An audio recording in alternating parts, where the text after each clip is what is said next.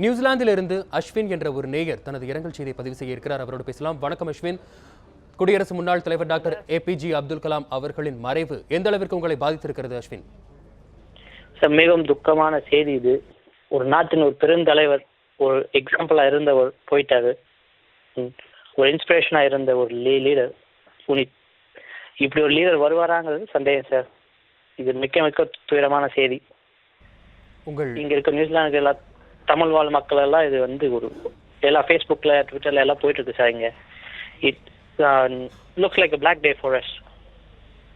அஸ்வின், நியூசிலாந்தில் இருக்கின்ற தமிழர்கள் குடியரசு முன்னாள் தலைவர் டாக்டர் ஏபிஜே அப்துல் கலாமின் மறைவிற்கு எவ்வாறு இரங்கல் தெரிவித்துக் கொண்டிருக்கிறார்கள், எந்த வகையில் தங்களது வருத்தத்தை வெளிப்படுத்திக் கொண்டிருக்கிறார்கள் என்பதையும் பதிவு செய்யுங்கள் அஸ்வின்.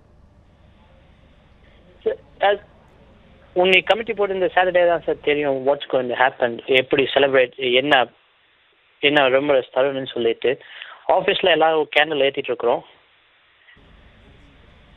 நியூஸில் இந்தியன்ஸ் எல்லாம் வேலை செய்கிற பக்கமெல்லாம் எங்கள் ஆஃபீஸில் ஒவ்வொரு கேண்டில் மெழுகுவர்த்தி ஏந்தி நியூசிலாந்தில் வாழும் இந்தியர்கள் தங்களது இரங்கலை தெரிவித்திருக்கிறார்கள் என்றும் கூட உங்களது கருத்துக்களை பதிவு செய்திருக்கிறீர்கள். நன்றி அஸ்வின்.